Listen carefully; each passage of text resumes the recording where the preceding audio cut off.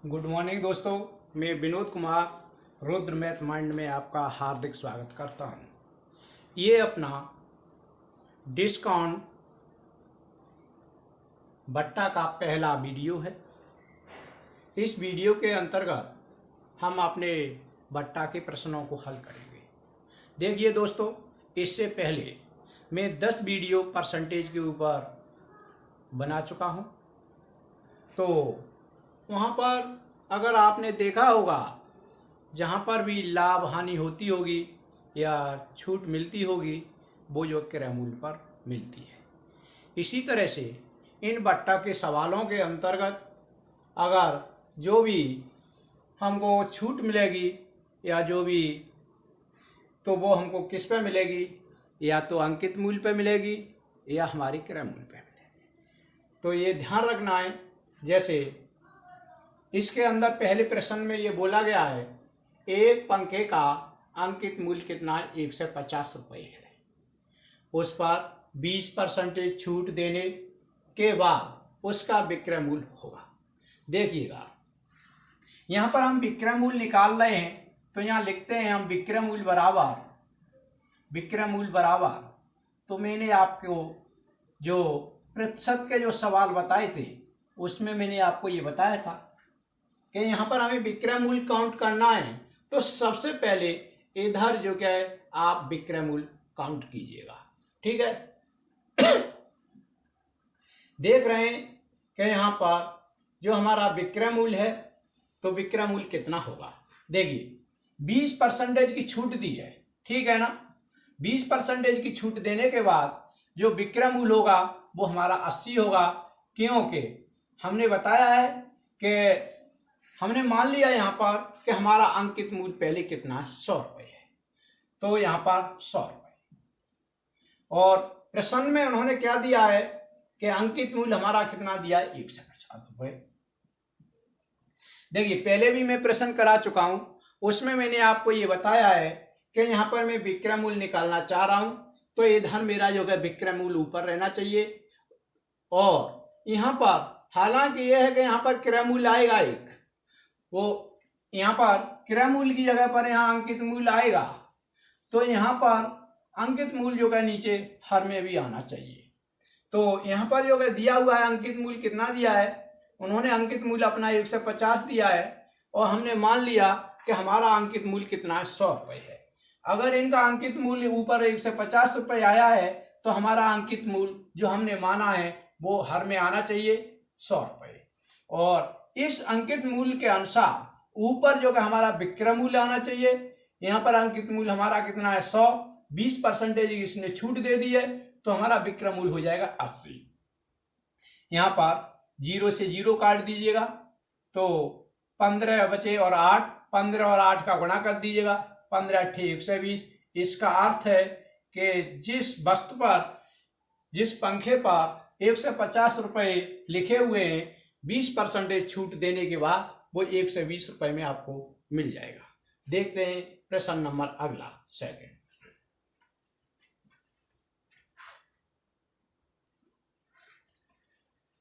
देखिए दोस्तों, एक रेफ्रिजरेटर का अंकित मूल्य 4000 रुपये है। मौसम खराब के कारण 5% छूट दी जाती है, तो विक्रय मूल्य होगा। देखिए, हमें विक्रय मूल्य निकालना है, तो यहाँ पर लिखते हैं विक्रय मूल्य बराबर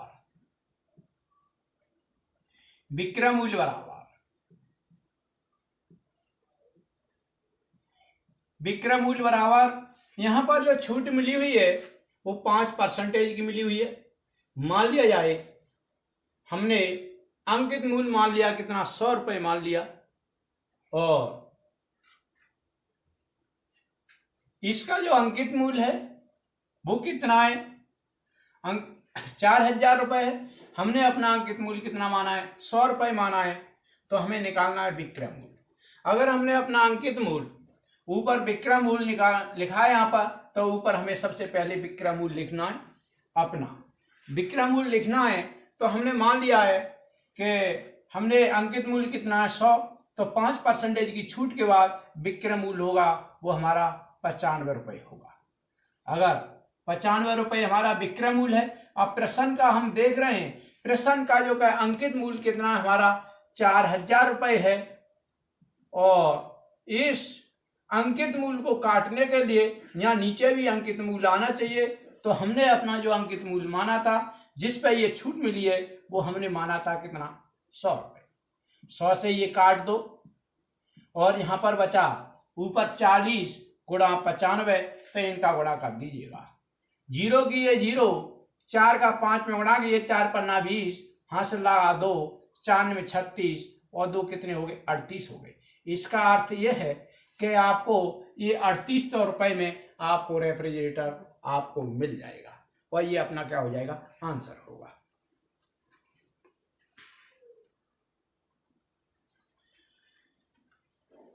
ये अपना प्रश्न नंबर 3 है। एक दुकानदार एक खिलौने का मूल्य 80 रुपये अंकित करता है। वो है 5% के 2 क्रमिक बट्टों के साथ बेचता है, तो खिलौनों का विक्रय मूल्य होगा। देखिए दोस्तों, खिलौनों के पास मान लो सपोज कीजिएगा उसने ए रुपये डाले और ए रुपये पर उसने जब 5% का पहला बट्टा दिया, तो मान ली जाए उसका मूल्य जो है बी हो जाता है। और बी पर फिर से 5% का बट्टा देता है, उसके बाद उसका मूल्य कितना हो जाता है, सी। और यहाँ पर आकर के क्या होता है, खिलौना बिकता है। 5% बट्टे के साथ में बी हुआ है और 5% बट्टे के साथ उन्हें लग करके सी हुआ है। और पहले उस पर प्रारंभ में जो अंकित मूल्य था क्या था, ए था। तो थोड़ा यहाँ ध्यान देना है आपको। तो हमें निकालना क्या है, विक्रय मूल्य निकालना है। अब विक्रय मूल्य निकालना है तो हमने आपको पहले ही बता दिया है कि हम जो क्या अपना अंकित मूल्य कितना मान लेंगे, 100 रुपये मान लेंगे। मान लिए यहाँ पर विक्रय मूल्य बराबर विक्रय मूल्य निकालना है। तो यहाँ पर हमने अपना मान लिया विक्रय मूल्य निकालना है, तो अंकित मूल्य कितना मान लिया है, 100 रुपये मान लिया है। देखिएगा यहाँ पर जो खिलौने का अंकित मूल्य है वो कितना है, 80 रुपये है। और ये अंकित मूल्य क्या करना है, ये जो का अंकित मूल्य क्या करना है, काटना है। तो मान लिया जाए हमने जो अपना अंकित मूल्य माना है, तो इसे अंकित मूल्य ऊपर है तो नीचे अपना माना हुआ अंकित मूल्य लिखेंगे। वो मान लिया जाए हमारा कितना है, 100 रुपये। अगर हमने अपना अंकित मूल्य 100 रुपये मान लिया है, तो 5% बट्टा देने के बाद विक्रय मूल्य कितना होगा, ये हमारा विक्रय मूल्य हमारा 95 रुपये हो जाएगा। क्योंकि इस 100 रुपये पर हमने क्या किया है, 5% का बट्टा दिया है, तो 95 हो जाएगा।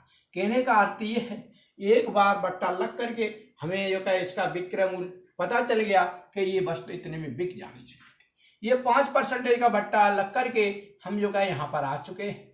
और अब ये मूल्य हमको जो है फिर अंकित मूल्य का काम करेगा, जिस पर 5% का बट्टा लग रहा है। तो अगेन यहाँ पर ये हमारा मूल्य जो हमारा अंकित मूल्य का काम कर रहा है, इस पर 5% का बट्टा लग रहा है। तो यहाँ पर हमारा अंकित विक्रय मूल्य कितना होगा, 95। यहाँ पर 5 का बट्टा लग रहा है और बट्टे हमारा अंकित मूल्य कितने पे लग रहा है, 100 पर। ये कहने का अर्थ ये है कि अगर आपको 2 बार बट्टा लग रहा है, तो यहाँ पर पहले बट्टे के अनुसार यहाँ पर अपना मूल्य निकालेंगे। उसके बाद यहाँ पर कितना बट्टा लग रहा है, अपना अंकित मूल्य मान करके यहाँ पर कितना का विक्रय मूल्य होगा, वो राशि हमें लिख देना। अगर तीसरा बट्टा और लगता तो अपना अंकित मूल्य नीचे लिखते और कितना बट्टा लगने के बाद विक्रय मूल्य बनता, उसे हम ऊपर लिखते। देखिएगा इस यहाँ पर थोड़ा कैलकुलेशन में ध्यान दें। यहाँ पर अगर हम काटते हैं इस 0 से, हम ये 0 काट देते हैं। ये हालांकि ये हमारे 95 कट जाएंगे 5 से, लेकिन हम काट नहीं रहे क्योंकि हम 95 का सीधा गुणा करते हैं। देखिए अगर जो संख्याएं, ये दोनों संख्याएं सेम हैं, जिनके पीछे का इकाई का अंक कितना है, 5 है। अगर इनका आपस में अगर आप गुणा करना चाहें या फिर बरक करना चाहें, तो इनके बरक करने की एक सिंपल विधि ये है कि पहले इनका गुणा करके 5 5 का यहाँ रख दीजिएगा, 25 आ गया। और ये जो संख्या पहली दहाई का अंक बचा, इस किसी एक संख्या में एक बढ़ा लीजिएगा। सपोज किया 9 में एक बढ़ा लिया, कितने हो गए 10, 10 का 9 में गुणा कर दे, कितने हो गए 90। तो इनका ये गुणा यहाँ पर आसान हो रहा था करने के लिए, इस वजह से हमने 95 को नहीं काटा। तो यहाँ पर ऊपर हमारा बच के आएगा 8 यहाँ आएगा, और यहाँ पर इनका गुणा आएगा 90 25 आएगा, और नीचे कितना आ जाएगा 100, ये 10, ये कितना आ जाएगा 1000 आ जाएगा। सॉरी, अभी भी हम इसको नहीं काट रहे हैं। इसका कारण क्या है, क्योंकि अगर काट देंगे तो फिर हमें भाग लगाने में थोड़ी सी प्रॉब्लम होगी। यहाँ पर हम क्या करते हैं, 1 2 3, 3 जीरो है, 3 जीरो काट करके यहाँ से 3 अंक गिनेंगे, 1 2 3, यहाँ पर हम दशमलव लगाए देते हैं। यहाँ पर हो गया हमारा 9.025, इसका गुणा किया, 8 का 5 में गुणा किया, 8 5 40, हासिल 4 बचे, 8 का 2 में गुणा किया, 8 दूनी 16, और 4 कितने हो गए 20, तो 20 के 20 हो गए। यहाँ पर दशमलव, और 8 का 9 में गुणा किया, 8 में 72। इसका अर्थ यह है कि 72 रुपये 20 पैसे में ये जो है खिलौना आपको 2 बट्टे मिलने के बाद आपको मिल जाएगा, और ये अपना हो जाएगा आंसर।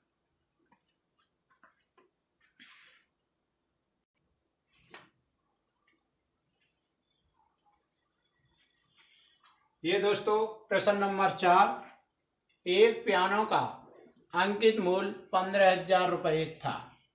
उसे बेचते समय 20%, 10% तथा 10% के 3 क्रमिक छूट दी जाती है, तो विक्रय मूल्य बताइए।